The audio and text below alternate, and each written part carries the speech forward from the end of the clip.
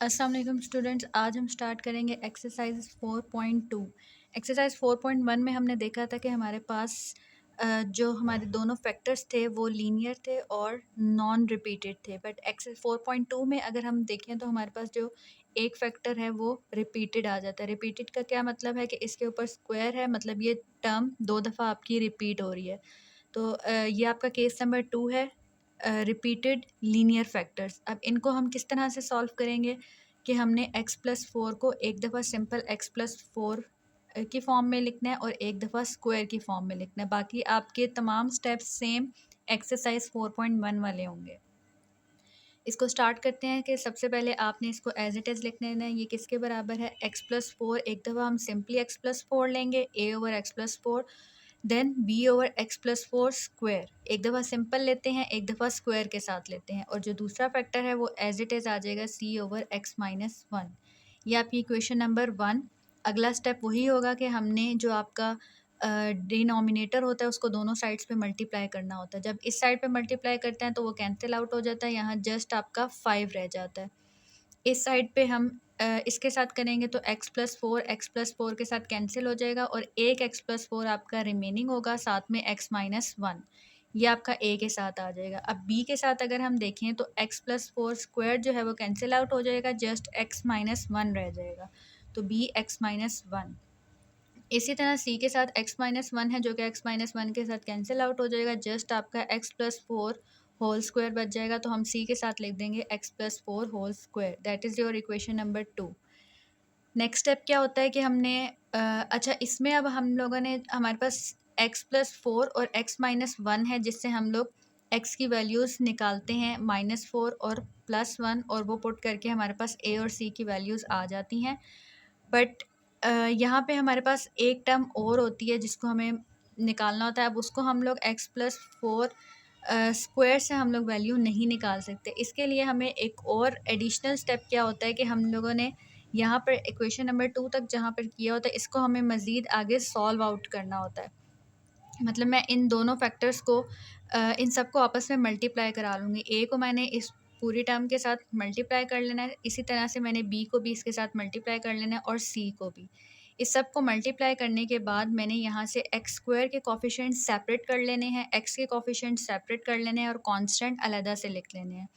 जैसे यहाँ पे एक्स स्क्वायर और एक्स स्क्वायर किसके साथ था? ए और सी के साथ। मैंने यहाँ पर इसको लिख लिया a+c(x²). इसी तरह फिर मैंने यहाँ से एक्स के कोफिशिएंट्स को सेपरेट कर लिया, 3ab एंड 2c। यहाँ पर मैंने एक्स के कोफिशिएंट सेपरेट कर लिए और कांस्टेंट सेपरेट कर लिए।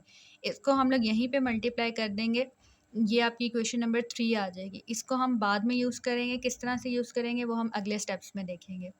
सबसे पहला काम हमारा वही होगा कि हमारे पास जो बाकी दो फैक्टर्स हैं, जैसे x+4 और x-1, इनमें से हमने x की वैल्यूज़ निकाल के इक्वेशन नंबर 2 में पुट कर देनी है, जैसे हम पहले करते हुए आए हैं। तो यहाँ पे x+4 को जब हम 0 रखेंगे, x आपका आएगा -4। इसको हम इक्वेशन नंबर 2 में पुट करेंगे तो हमारे पास b की वैल्यू आ जाएगी, दैट इज़ -1। इसी तरह जो हमारा दूसरा फैक्टर है x-1, इसमें से हम x की वैल्यू निकालेंगे 1, इसको 2 में पुट करेंगे तो हमारे पास c की वैल्यू आ जाएगी 1/5। अब जो हमने थर्ड टर्म है जिसकी वैल्यू निकालनी है, क्योंकि हमारे पास b और c की तो आ गई है, लेकिन अब हम a के लिए क्या करेंगे कि हमने ये वाली जो अपनी थर्ड इक्वेशन बनाई है, इसमें से हमने कोफिशिएंट्स कंपेयर करने हैं। किस तरह से करने हैं कि हमारे पास एक एक्स स्क्वायर है, x है और कांस्टेंट है, तो हमें एक वैल्यू चाहिए तो हम जस्ट एक्स स्क्वायर के कोफिशिएंट्स कंपेयर कर लेंगे। अगर आपको ज़्यादा चाहिए तो आप x के भी करेंगे और कांस्टेंट टर्म्स के भी करेंगे। अगर हम यहाँ पर देखें तो एक्स स्क्वायर यहाँ पे a+c है और इस साइड पे एक्स स्क्वायर वाली कोई टर्म नहीं है आपके पास, यहाँ पे जस्ट एक कांस्टेंट है। कंपैरिजन में हमने क्या देखना होता है? दोनों साइड्स पे सेम कोफिशिएंट्स हमने देखने होते हैं। यहाँ पर एक्स स्क्वायर a+c है, यहाँ पे एक्स स्क्वायर कोई नहीं है, तो यहाँ पे इसको हम कैसे लिखेंगे? जब हमने कोफिशिएंट्स कंपेयर किए तो ये बन गया 0 इज़ इक्वल टू a+c। यहाँ पे हमने c की वैल्यू पुट करके a की वैल्यू फाइंड आउट कर लेनी है। a की वैल्यू फाइंड करने के बाद हमने जो ऊपर अपनी इक्वेशन नंबर 1 बनाई थी, यहाँ पर अब हमने a, b और c की वैल्यूज़ पुट कर देनी है, तो हमारे पास जो फाइनल आंसर बनेगा वो क्या बनेगा? -1/5 x+4 -1/x+4 whole square +1/5 x-1। Question number 2 में भी उसी तरह से हमारे पास रिपीटेड लीनियर फैक्टर्स हैं, तो हमने सेम वही चीज़ करनी है कि x+1 हमारा सिंगल ही है, इसको हमने जस्ट x+1 लिख दिया। इसी तरह b के साथ हमने एक दफ़ा x+2 को सिंपल x+2 लिखना है और एक दफ़ा x+2 स्क्वायर। ये आपकी इक्वेशन नंबर 1। उसके बाद हमने क्या करना है कि x+1 x+2 होल स्क्वायर के साथ दोनों साइड्स को मल्टीप्लाई कर देना, तो that is your equation number 2।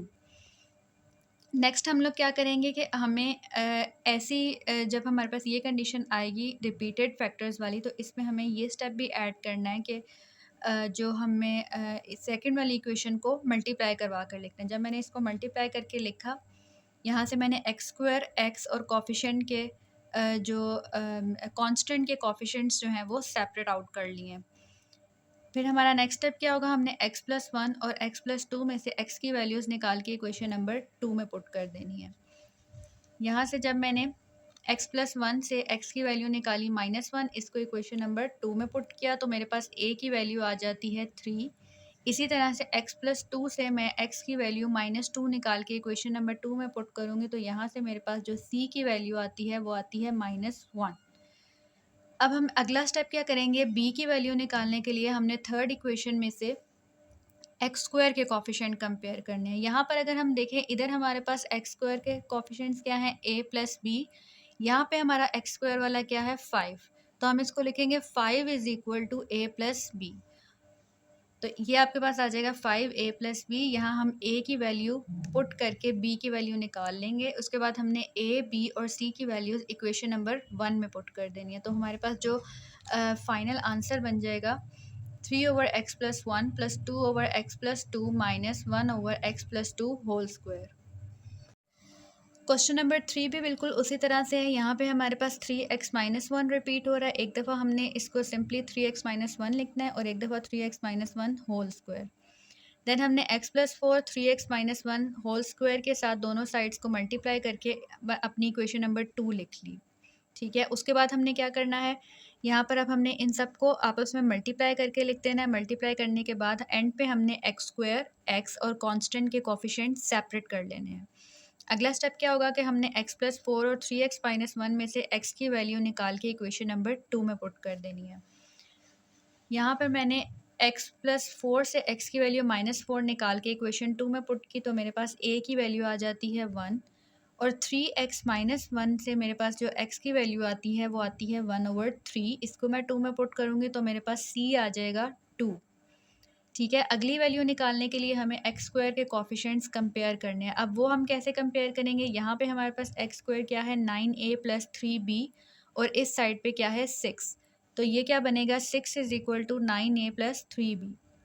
यहाँ पे मैंने a की वैल्यू पुट करके b की वैल्यू निकाल ली जो कि है -1।